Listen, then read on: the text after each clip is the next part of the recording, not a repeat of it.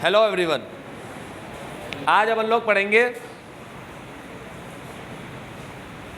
Coordination, सबसे important चीज। Coordination का मतलब होता है अलग अलग डिपार्टमेंट, अलग अलग पर्सन, उनके एफर्ट्स को इंटीग्रेट करना। ठीक है, अलग अलग डिपार्टमेंट के एफर्ट्स को इंटीग्रेट करना।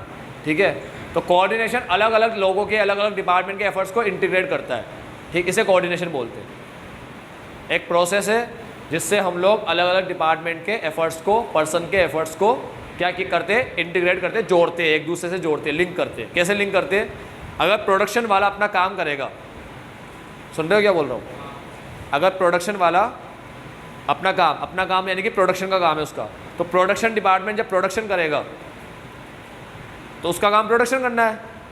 क्या सेल वाले से कुछ लेना देना है उसका?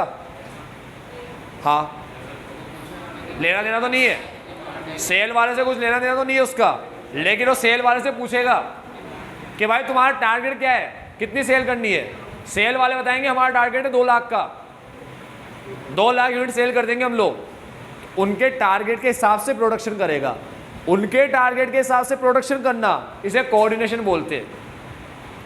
समझ में आया?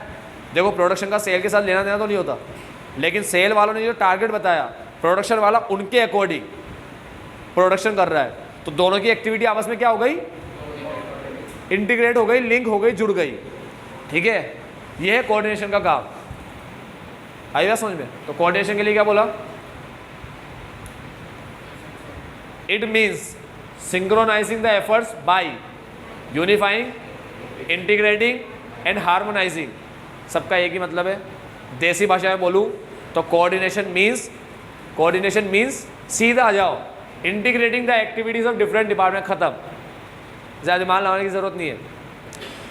It means synchronising the efforts bye, efforts को सिंक्रोनाइज करना। कैसे? इंटीग्रेट करके। सीधा ही बोल दो, integrating the activities of different department and individual. अलग अलग डिपार्टमेंट की एक्टिविटीज को इंटीग्रेट करना, जोड़ना। ठीक है, समझते हैं? इंटीग्रेट मतलब जोड़ना, unites the effort of, unifying the efforts of, unifying the activities of different department and person. तो पता होगा इस चैप्टर की शुरुआत इस लाइन से करी है अपन ने। Management unites the efforts of different individual towards achieving the common goal. मैंने कहा था इस लाइन को रट लेना। ठीक है, तो ये लाइन किसकी है? कोऑर्डिनेशन की। अब आगे बढ़ते हैं। दूसरी लाइन में क्या लिखा है? Coordination is the essence of management. Coordination management का एसेंस है। बच्चों, एसेंस समझते हो क्या होता है? क्या होता है एसेंस का मतलब? एसेंस कलर मिलाते हैं, कलर आ जाता है लाल, पीला, नीला, हरा। वो कोऑर्डिनेशन मैनेजमेंट का एसेंस है। मतलब ये एक अलग फंक्शन नहीं है, जैसे प्लानिंग है, ऑर्गेनाइजिंग है, स्टाफिंग है, डायरेक्टिंग है, कंट्रोलिंग है। Post DC, planning, organizing, staffing, directing, controlling. Planning, organizing, staffing, directing. इसमें कहीं कोऑर्डिनेशन वर्ड नहीं आया, क्योंकि कोऑर्डिनेशन कोई सेपरेट फंक्शन नहीं है। हर फंक्शन में तुम्हें क्या मिलेगा? कोऑर्डिनेशन मिलेगा, इसलिए एसेंस बोला है। ठीक है, coordination is not a separate function of management. Coordination management का सेपरेट फंक्शन नहीं है। It is the essence of management. ये मैनेजमेंट का एसेंस है। ठीक है, सेपरेट फंक्शन नहीं है, मैनेजमेंट का एसेंस है। ये लाइन समझ गए क्या? तो ये लाइन समझ गए तुम लोग? Coordination is not a separate function of management, it is the essence of management. Essence का मतलब coordination is a force that binds all the other function of management. सारे फंक्शन को जोड़ करके कौन रखता है? कोऑर्डिनेशन रखता है।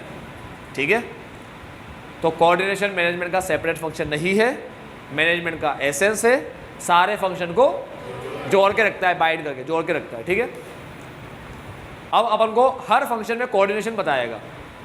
अपन ने कहा ना हर फंक्शन के अंदर कोऑर्डिनेशन होता है, जो समझाएगा कैसे होता है। बच्चों, सबसे पहले आती है प्लानिंग। प्लानिंग करते हैं अपन लोग हर चीज़ की।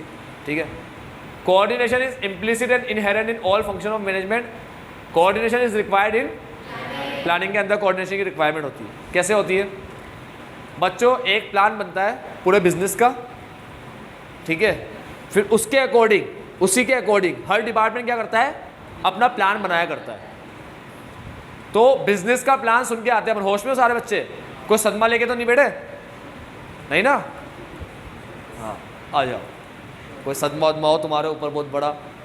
तो कोऑर्डिनेशन जो है बच्चों क्या है, वो एसेंस है। अपन पढ़ रहे हैं प्लानिंग के लिए क्यों रिक्वायर्ड है। तो एक मास्टर प्लान बनता है। मास्टर प्लान का मतलब होता है पूरे ऑर्गेनाइजेशन का। उसके बाद हर डिपार्टमेंट ऑर्गेनाइजेशन के प्लान के अकॉर्डिंग ही अपना प्लान बनाते हैं। मतलब हर डिपार्टमेंट ऐसे प्लान बनाएगा जिससे कौन सा प्लान अचीव हो सके, ऑर्गेनाइजेशन का प्लान अचीव हो सके। समझ गए बच्चों? अपने प्लान को दूसरे के प्लान से इंटीग्रेट करना, इसे कोऑर्डिनेशन बोलते हैं। जहाँ इंटीग्रेट की बात आएगी कोऑर्डिनेशन आ जाएगा। तो देखो क्या लिखा है, the master plan and plan of different department and division, इन दोनों में क्या करते हैं, कोऑर्डिनेशन होता है, इंटीग्रेट करते हैं। Coordination between production department plan and sale department targets. Sale का टारगेट लेते हैं और उसके हिसाब से प्रोडक्शन वाला अपना प्रोडक्शन प्लान करता है, ठीक है। Coordination is required in organizing. अब ऑर्गेनाइजिंग में कोऑर्डिनेशन की क्या जरूरत होती है, पहले उसके लिए समझ लो ऑर्गेनाइजिंग क्या होता है। बच्चों ऑर्गेनाइजिंग का मतलब होता है प्लान जो बना दिया उसे इम्प्लीमेंट करना, ठीक है, रिसोर्सेस वगैरह को यूटिलाइज करना और एक्टिविटीज़ को डिफाइन करना, ठीक है, clarifying the working relationship and proper utilization of resources, ठीक है। प्लान को इम्प्लीमेंट करना, काम को डिफाइन करना और रिसोर्सेज का अच्छे से यूज़ करना, ये क्या होता है, ऑर्गेनाइजिंग। ऑर्गेनाइजिंग का मतलब अरेंजमेंट। अब सिंपल सी भाषा में अगर तुम पिकनिक प्लान कर रहे हो तो तुमने डिसाइड किया कि यार हम यहाँ जाएंगे, हम कश्मीर जाएंगे, ठीक है। फिर तुमने डिसाइड किया रूट क्या ले, फ्लाइट से जाए, ट्रेन से जाए, बाई बस जाए, क्या करना है, फ्लाइट से जाए तो कहाँ पर जाएंगे, वहाँ से हम क्या लेंगे, किस तरीके से जाएंगे, इसे पूरी प्लानिंग बोलते हैं। किस डेट पे हम निकलेंगे, किस डेट पे हम वहाँ पहुँचेंगे, वहाँ से हमें कहाँ रुकना है, कहाँ जाना है, कौन से एजेंट को लेना है, फिर कब आएंगे हम वहाँ से रिटर्न, ठीक है। ये तुम पूरा क्या करोगे, प्लान। अब प्लानिंग करने के बाद जो भी काम होंगे वो तुम असाइन करोगे, सबको काम असाइन करोगे, सबको ड्यूटीज असाइन करोगे, भाई ये काम तुम करना, ये काम तुम करना, ये काम तुम करना। साथ में क्या कश्मीर तुम्हारे पास जो कपड़े हैं उसे लेके निकल जाओगे, नहीं, हम तो बूंदी जाए उसके लिए शॉपिंग कर लेते, फिर ये तो कश्मीर की बात हो गई, ठीक। भाई मेरी तो बात ही मत करो, मैं तो रिश्ता देखने गया था ना, तो घर वाले बोलते थे उसके लिए तो कपड़ा खरीद ले, मैंने कहा ये कपड़े पहन लूँगा। घर वालों ने बोला इसकी हालत देख, मैंने कहा कोई बात नहीं, ड्राई क्लीनिंग क्यों निकला है, फिर इतनी टेक्नोलॉजी डेवलप हुई है, जाओ ड्राई क्लीनिंग करा के ले आओ। तो उसे ड्राई क्लीनिंग करा के ले आया मैं, मस्त हीरो बन के। हाँ वो आएगा ना पैसा, तब सोचूंगा इतना पैसा लेके आने तो दे, मैंने अभी से सोचूँ, अभी से सोच इतना पैसा लेके कहाँ जाऊँगा, आएगा फिर सोचूंगा, अच्छा आएगा। अबे मेरी शादी तो बचपन में ही हो गई थी, पागल हो गए तुम लोग। तो मेरी बात सुन लो, ऑर्गेनाइजिंग समझ गए, हर चीज़ का अरेंजमेंट करना, कपड़े वगैरह लेकर आओगे, ठीक है, रिसोर्सेज का प्रॉपर यूटिलाइज करोगे, बैग वगैरह नहीं है, ट्रॉली बैग लाना, थोड़ा बहुत इतराने का सामान लाना, इतराएंगे तो सही, ठीक है। तो ऐसे 2 दिन अपन कुछ क्या परचेस करना है, क्या करना है, सब किस में आता है, ऑर्गेनाइजिंग में आता है। तो देखो क्या लिखा है, for resources and activity to be perform. Activity और रिसोर्सेज को आपस में इंटीग्रेट करते हैं, जैसा काम करते हैं वैसे रिसोर्सेज लेकर आते हैं, ठीक है। हाफ टी शर्ट वगैरह तो लेकर आओगे नहीं, है ना, बरमुंडा लेकर आ गए, हाफ टी शर्ट लेकर आ गए, नहीं, जैकेट वगैरह, कोट वगैरह ये सब लेकर आओ, कश्मीर जाओगे, ठीक है। और अगर कोई रेगिस्तान वगैरह देखने जा रहे हो, जैसलमेर वगैरह, तो उसके हिसाब से वैसे कपड़े, वहाँ कोट वोट तो लेके जाएंगे नहीं अपन, ठीक है, वो बाद में बताते क्लास में, सारी पिकनिक अभी डिसाइड नहीं करनी है। For assigning authority, responsibility and accountability. तो देखो क्या बोला है, if the finance manager is given authority to raise fund, अगर फाइनेंस मैनेजर को बोला तुम्हारे पास पावर है फंड रेज करने की, सुना क्या बोला, अगर फाइनेंस मैनेजर को बोला कि तुम्हारे पास पावर है फंड रेस करने की, तो फाइनेंस मैनेजर फंड रेस कर सकता है, तो उसको एक रेस्पॉन्सिबिलिटी भी देंगे, क्या? He or she should also be given the responsibility to manage fund efficiently. उसको ये भी बोलेंगे कि जो रुपया तुम अरेंज करो, फंड अरेंज करो, तो उसे अच्छे से क्या करना, यूटिलाइज करना, मैनेज करना। समझ में आया? तो ऑथोरिटी और रेस्पॉन्सिबिलिटी के बीच में कोऑर्डिनेशन बनाना, तो कोऑर्डिनेशन काम आता है ऑर्गेनाइजिंग में। अब ऑर्गेनाइजिंग के बाद आता है स्टाफिंग। देखो ऑर्गेनाइजिंग क्या करता है, आज अगर मान लो मुझे स्कूल खोलना है, मैं प्लानिंग कर रहा हूँ, मुझे स्कूल वगैरह खोलना है, ये करना है, ये होगा, वो होगा, इतनी क्लासें रखूँगा, हर क्लास के इतने टीचर रहेंगे, इतने सब्जेक्ट है, उस सब्जेक्ट के लिए टीचर लेकर आऊँगा। बच्चों मेरी बात सुनना, अब मैं डिसाइड करूँगा मैथ्स का टीचर जूनियर क्लास के लिए लाऊंगा तो 5th तक पढ़ाएगा, 6 से लेकर 10 तक दूसरा टीचर पढ़ाएगा, उसके बाद तीसरा टीचर लाऊंगा, या उससे ही पढ़वाना है मुझे, जो 6 से लेकर पढ़ा रहा है उससे ही 12 तक पढ़वाना है, या उसको रोक दूँ बीच में कहीं 8 तक पढ़वाओ या 10 तक पढ़वाओ या दूसरा टीचर लाओ, ये पूरा सोचूंगा। ये प्लानिंग है। प्लानिंग के बाद हम क्या करते हैं, ड्यूटी असाइन करते हैं। ड्यूटी असाइन करते हैं मतलब मैंने जब पूरी प्लानिंग कर ली स्कूल खोलने की, अब मैं ड्यूटी असाइन करूँगा कि भाई रिसेप्शन में बैठने के लिए एक पर्सन चाहिए, तो एक ड्यूटी ये हुई। जब ड्यूटी असाइन करते तब कोई पर्सन होता नहीं हमारे सामने। बेटा मेरी बात सुनना, पहले ये पता तो पड़े मुझे कितने लोग चाहिए किस किस काम के लिए, तभी तो स्टाफिंग वाले पर्सन लेकर आएंगे। बच्चे बोलते ड्यूटी असाइन किसको कर रहे हो, कोई है ही नहीं। अरे है ही नहीं तो उसके पहले तो असाइन होती है। अरे पहले असाइन करूंगा तभी तो पर्सन लेकर आऊँगा। आज मैं किसी ऐसे बोल रहा हूँ मुझे यहाँ पर रिसेप्शन के लिए पर्सन की ज़रूरत है, तो ज़रूरत हुई क्रिएट, एक ड्यूटी क्रिएट हुई, तभी तो मैंने बोला सामने वाले को मुझे ज़रूरत है। ठीक है, ऐसे तो नहीं बोलूँगा सारे पर्सन जिनको भी काम की ज़रूरत है आ जाओ, फिर मैं तुम्हें काम देकर देखूंगा, कुछ भी काम मुझे होगा तुम ट्राई करना करने की, अगर हो जाए तो रख लूँगा, नहीं हो तो चले जाना। ऐसा या ऐसे बोलूँगा सारे पर्सन तुम लोग आ जाओ, मैं स्कूल खोल रहा हूँ, अब हम मिलकर चलाएंगे, तुमने क्या हम क्या करेंगे सर वहाँ पर, मैं कहा देख लें जो भी काम निकले कर लो। ऐसा बोलूँगा जो भी काम निकले कर लो। अरे काम तो मैं निकालूंगा ना, ठीक है, प्रोफाइल भी मैं बनाऊंगा कि मुझे ऐसे पर्सन चाहिए, ये पढ़ाने के लिए यहाँ से ये वाला कोर्स किया हो बंदे ने, यहाँ की क्लास को पढ़ाने के लिए ये वाला कोर्स किया हो, ठीक है, कॉमर्स बनाने के लिए बंदे ने एमकॉम किया हो, सीए किया हो, अकाउंट्स के लिए मुझे ये टीचर चाहिए, बिजनेस के लिए ये चाहिए। ऐसा तो नहीं बोलूँगा साइंस वाइंस कोई सा भी टीचर लाओ उसको अकाउंट्स पढ़ानी है, बस खत्म बात। बायो का टीचर आ गया वो अकाउंट्स पढ़ा रहा है, अब ऐसे थोड़ी है, ठीक है, मस्ती थोड़ी चल रही है। कोई सा भी टीचर आ गया कुछ भी सब्जेक्ट पढ़ा रहा है।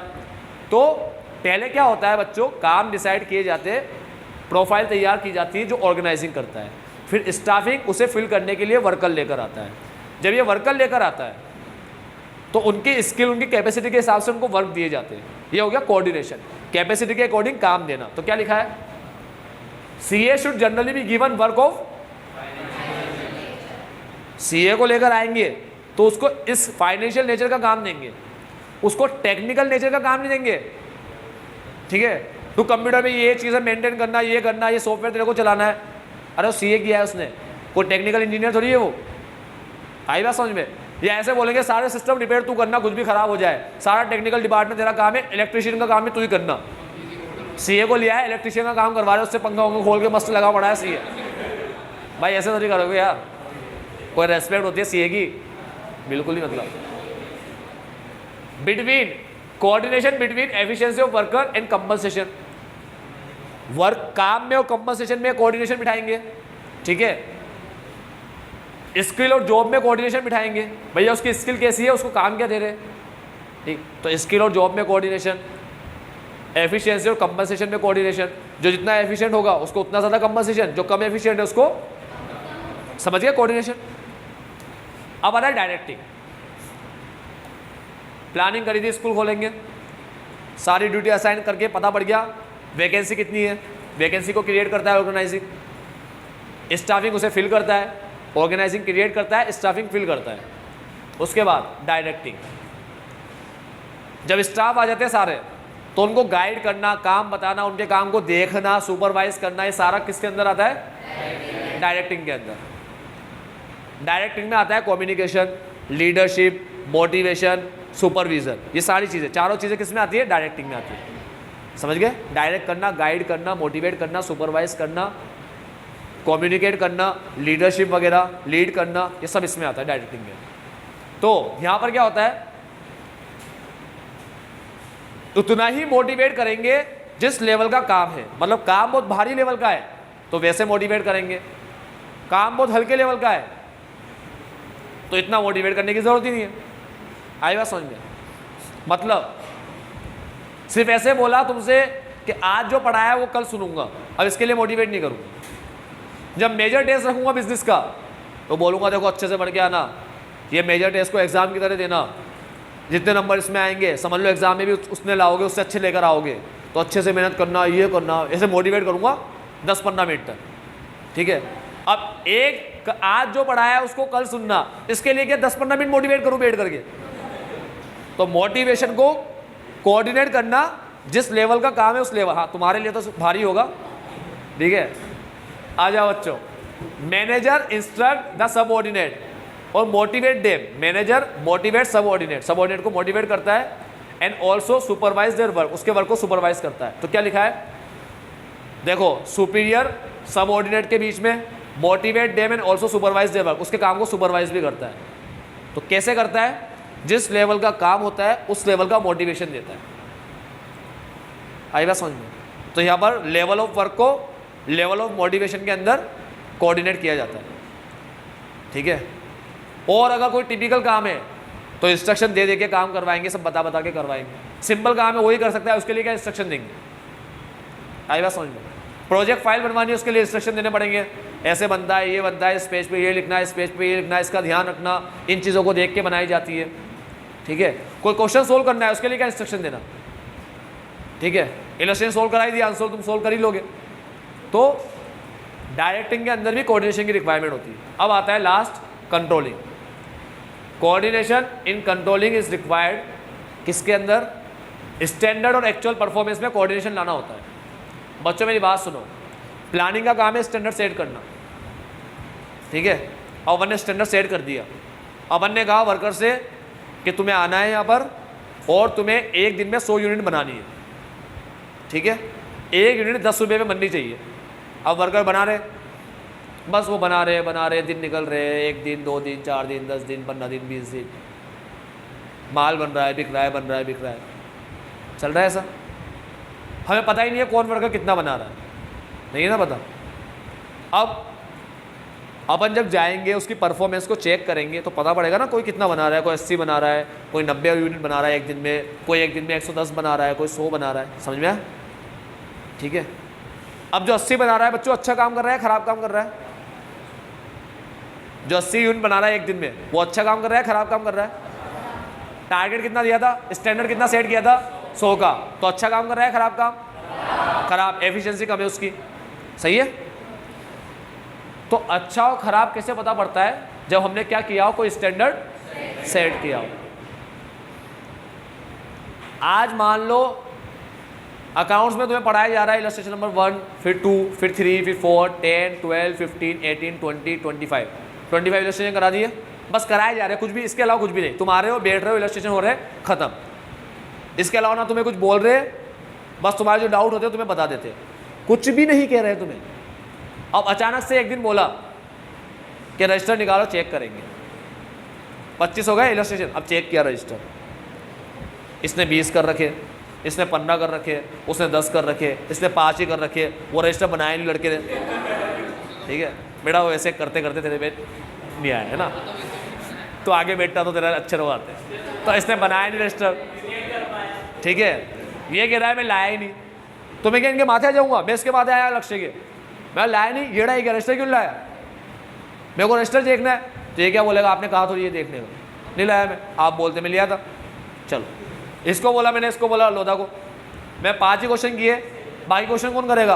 अपन 25 तक पहुंच गए, तो ये क्या बोलेगा, सर आपने थोड़ी कहा क्वेश्चन करने का, ये तो मैंने खुद से ही कर लिए 5 भी।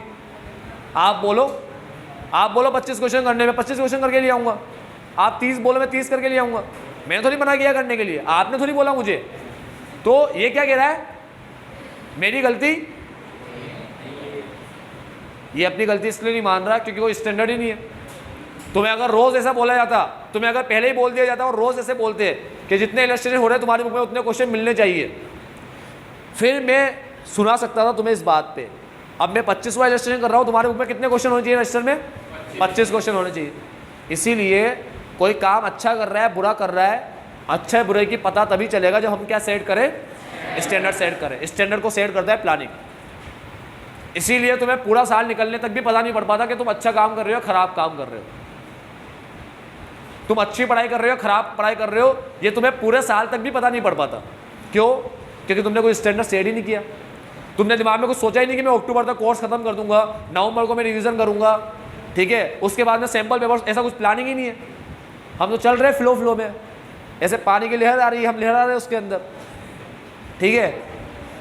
जब एग्जाम का 1 महीना पहले आया तो अपन को पता पड़ता है, अपन ने तो कुछ पढ़ा ही नहीं है, अपन को समझ में नहीं आता कुछ क्या कर रहे हैं अपन, तो अपन जग जाते हैं अचानक से, फिर पढ़ने बैठते हैं, समझ में ही नहीं आता अब क्या पढ़े। एक चैप्टर पढ़ने बैठते नहीं यार दूसरा पढ़ूंगा, दूसरा पढ़ने बैठे ये भी समझ में नहीं आ रहा, तीसरा पढ़ूंगा। तो बहुत से लोग ऐसे चक्कर खा जाते हैं। इसीलिए तुमने अच्छा काम किया या खराब काम किया है तुम्हें तभी पता पड़ेगा जब तुमने उसके लिए पहले कुछ प्लानिंग की हो, कोई स्टैंडर्ड को सेट किया, उसके अलावा पता नहीं पड़ता। इसीलिए कोऑर्डिनेशन का काम क्या है, स्टैंडर्ड को एक्चुअल परफॉर्मेंस के साथ कंपेयर करना, कोऑर्डिनेशन बिठाना दोनों में। हम यही चाहते हैं कि जो हमने सोचा काम बिल्कुल वैसा ही हो। तो between plan standard and actual performance, उसके बीच में कोऑर्डिनेशन लाता है controlling. Between correction of deviation achievement of objective, कोई फ़र्क पड़ जाए उस फ़र्क को दूर करके ऑब्जेक्टिव को अचीव करना, इसमें कोऑर्डिनेशन चाहिए होता है। लिखा है अगर टारगेट 100 यूनिट का है एंड एक्चुअल आउटपुट 80 है तो हम कुछ ऐसा एक्शन लेंगे जिससे टारगेट अभी एक्चुअल परफॉर्मेंस जो 80 है वो कितनी कहाँ तक पहुँच जाए, 100 तक पहुँच जाए, जो हमारा टारगेट है वहाँ तक पहुँच जाए। तो इन दोनों के बीच में कोऑर्डिनेशन लाना है। ये 80 ना रहा है actual performance, then corrective action is taken to ensure that plan coordinate with actual performance. ठीक है, प्लान क्या करे, कोऑर्डिनेट करे किसके साथ। कोऑर्डिनेशन की जरूरत क्या होती है, 3 चीज में जरूरत पड़ती है, growth in size, functional differentiation, specialization. बेटा मैं घर पे अकेला पढ़ा रहा हूँ, मैं अकाउंट्स इको बिजनेस पढ़ा रहा हूँ, मैं इको नहीं पढ़ाऊंगा तो मैं अकाउंट्स के बाद क्या पढ़ा दूंगा। मैं अपने आप को थोड़ी बोलूँगा अब्दुल सर आज आप इको नहीं पढ़ाओगे तो आपको बिजनेस का टाइम सेट करना है अकाउंट्स के बाद। मेरे हाथ में, मैं ही जानूँ, मेरी मर्जी। मैं क्या करूँगा, अगर इको नहीं पढ़ाऊंगा तो मैं इको के टाइम में बिजनेस पढ़ा दूंगा, ठीक है, या मैं अकाउंट लेट पढ़ा दूंगा।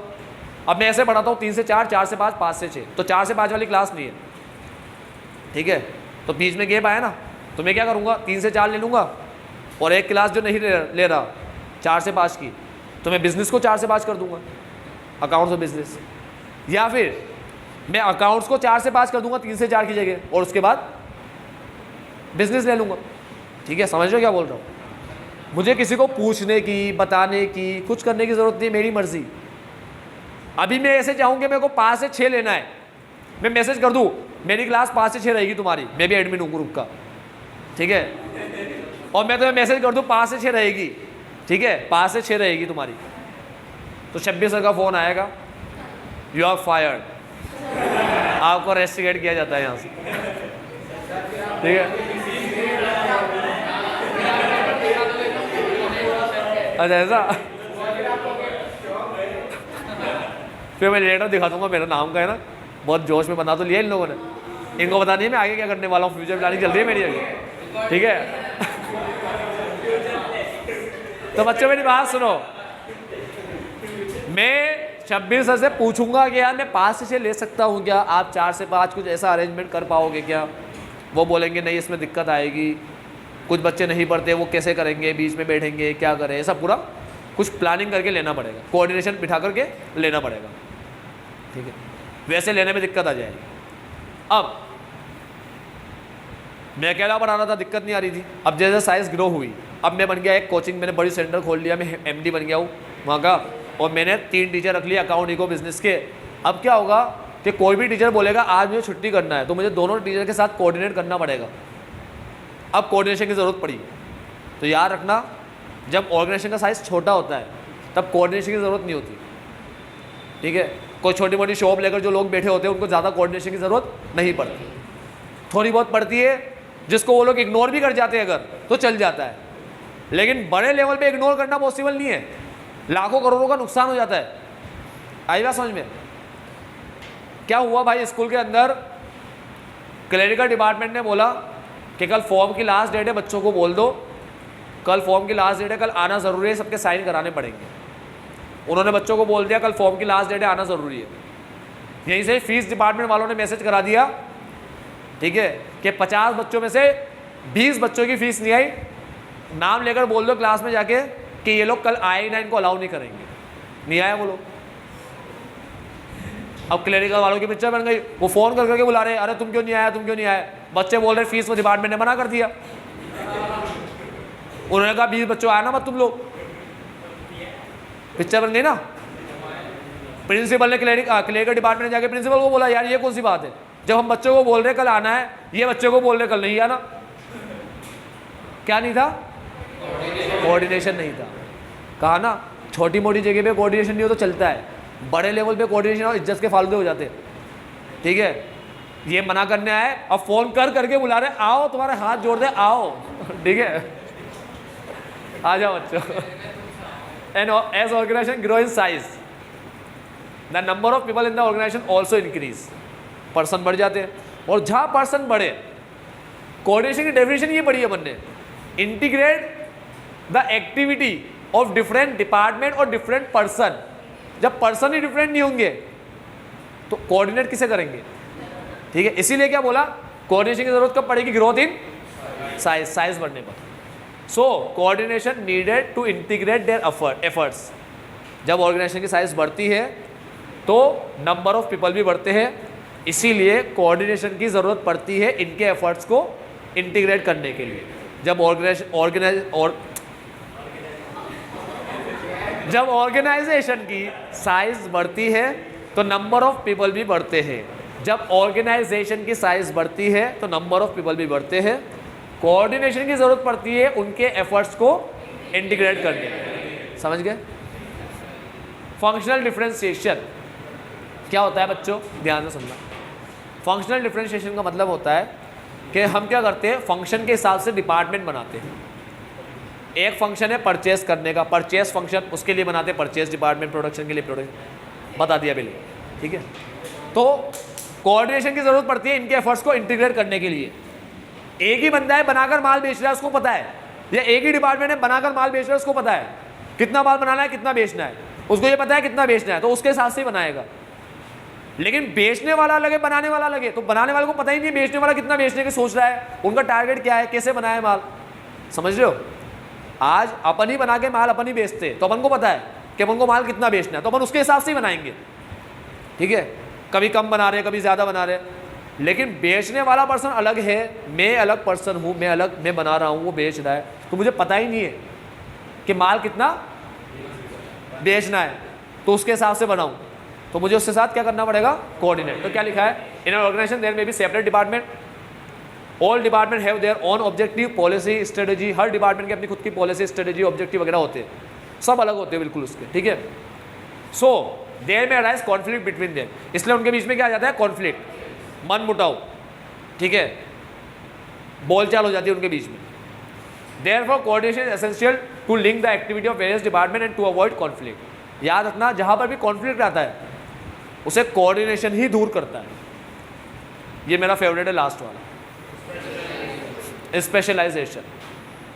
जब भी कोई काम कर करके स्पेशलिस्ट बन जाता है उस काम में, तो स्पेशलिस्ट बनने के बाद सुनने की आदत कम हो जाती है या ख़त्म हो जाती है।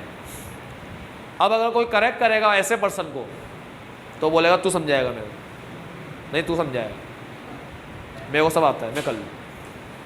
ठीक है, अभी मान लो कोई टीचर ऐसे कुछ पढ़ाने में कुछ कमी रख रहा है, बच्चे ने आके मेरे को बोला, मैंने टीचर को बोला, वो बोला बरसों से पढ़ा रहा हूँ, मेरे को मत समझा। ठीक है, सब आता है मेरे को। मैंने कहा भाई बच्चे ऐसे बोल रहे, थोड़ा ऐसा कर लो, ये कर लो, मेरे को सब आता है। मैंने कहा मेरे पास एक आइडिया है समझाने का। मैंने कहा ना मैं समझा दूंगा, मैं डील कर लूँगा उस बच्चे का। ठीक है, उसको 2 सुना के बिठा देंगे और आइंदा के बाद जाना मत कहीं पे, नहीं तो पिटेगा तो मेरे हाथ से। ठीक है, लेकिन समझेंगे नहीं भाई, सुधारेंगे नहीं कुछ। तो स्पेशलिस्ट बन जाता है ना जब पर्सन, तो सुनने की आदत कम या ख़त्म हो जाती है, अब वो सुनता नहीं है किसी की। तो फिर क्या होता है, वर्कर के बीच में और स्पेशलिस्ट के बीच में कॉन्फ्लिक्ट आ जाता है। जहाँ कॉन्फ्लिक्ट आएगा कौन दूर करेगा? कोऑर्डिनेशन दूर करेगा। अब काम के तरीके को ही ऐसा बनाओ कि जहाँ पर वर्कर भी अपना आइडिया शेयर कर सकता हो, तो दिक्कत ही नहीं आएगी। ठीक है, तुमने माहौल एनवायरनमेंट ऐसा बना रखा है कि वर्कर को सिर्फ काम करना है, स्पेशलिस्ट को बताना है। तुम एनवायरनमेंट ऐसा क्रिएट करो कि दोनों एक दूसरे के साथ मिलकर काम करें कोऑर्डिनेशन से, तो प्रॉब्लम ही नहीं आएगी। स्पेशलिस्ट को लगेगा ही नहीं सुनाने आ रहा है, उसको तो लगेगा तो नॉर्मल नेचर है, ये लोग आगे मुझे बताते ही है, मैं इनकी बात सुनता ही हूँ। तुमने एनवायरनमेंट ही ऐसा बना दिया कि सिर्फ स्पेशलिस्ट बोलेगा, वर्कर करेंगे, तो वर्कर को जाके बोलेंगे तो स्पेशलिस्ट को क्या बुरा लगेगा कि यार ये कौन सी बात आ गई। इसलिए कोऑर्डिनेशन कॉन्फ्लिक्ट को हटाता है। आई बात समझ में? कोऑर्डिनेशन बच्चों एनवायरनमेंट ही ऐसा बना देता है कि बुरा ही नहीं लगता सामने वाले को, उसको लगता है नॉर्मल बात है बिल्कुल। आई बात समझ में? तो क्या लिखा है, organization employs a number of specialist, हर ऑर्गेनाइजेशन स्पेशलिस्ट को अपॉइंट करता है जॉब के लिए, किसी ना किसी काम के लिए स्पेशलिस्ट आते हैं। ठीक है, who do not take advice और सजेशन, जिनको किसी का सजेशन लेने का शौक नहीं है, स्पेशलिस्ट किसी का सजेशन नहीं लेते from other member, which lead to conflict between them. तो मेंबर के बीच में और स्पेशलिस्ट के बीच में क्या आ जाता है, कॉन्फ्लिक्ट आ जाता है। फिर आएगा सुपर हीरो हमारा coordination. Coordination is required to avoid conflict between the specialist and other. Same line है बच्चों, अलग अलग डिपार्टमेंट होते हैं, हर डिपार्टमेंट के अपने ऑब्जेक्टिव होते हैं। ठीक है, वो अपने ऑब्जेक्टिव पे फोकस करते हैं, इसलिए आपस में इनके बीच में क्या आ जाता है, कॉन्फ्लिक्ट आ जाता है, कोऑर्डिनेशन आता है उसको दूर करने के लिए। स्पेशलिस्ट ना किसी से एडवाइस लेते ना सजेशन लेते, तो मेंबर और स्पेशलिस्ट के बीच में क्या आ जाता है, कॉन्फ्लिक्ट। हटाने के लिए कौन आता है, कोऑर्डिनेशन। ठीक है, तो अपन ने देखा तीन चीज़ पे कोऑर्डिनेशन की रिक्वायरमेंट होती है, तीन जगह पे, जब साइज बढ़े, अलग अलग डिपार्टमेंट हो और स्पेशलिस्ट हो। साइज का बढ़ना, डिपार्टमेंट का खुलना और हर डिपार्टमेंट में स्पेशलिस्ट का होना, आराम से याद रहेंगे, इजी है बिल्कुल। ठीक है, तो आज के लिए इतना ही, अभी पढ़ा दूंगा तो समापन समारोह हो जाएगा।